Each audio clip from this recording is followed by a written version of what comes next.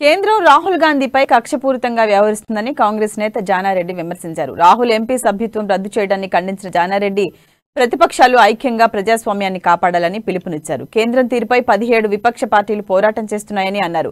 కేంద్రం నియంతృత్వ ధోరణిని ప్రజలకు వివరిస్తామని తెలిపారు. కేంద్రం ప్రజాస్వామ్యానికి వ్యతిరేకంగా పనిచేస్తుందని జానారెడ్డి ఆరోపించారు.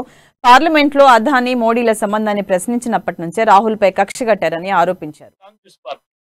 స్వాతంత్ర్యం కొరకు అనేక రకాల బలిదానాలు త్యాగాలు చేసింది కాంగ్రెస్ పార్టీ కేవలం అధికారం కొరకే కాదు.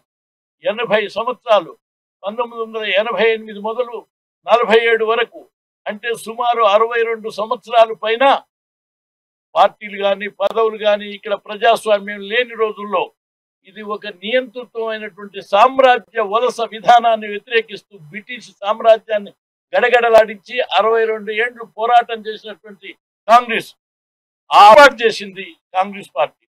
ప్రజాస్వామ్య యొక్క పద్ధతుల్లో పరిపాలన సాగించి ప్రజలకు అందించింది కాంగ్రెస్ పార్టీ. కానీ ఈ స్వేచ్ఛ ద్వారానే, ఈ ప్రజాస్వామ్యం ద్వారానే వివిధ పార్టీలు ఇవాళ అధికారంలో రావటానికి, స్వేచ్ఛగా వ్యవహరించడానికి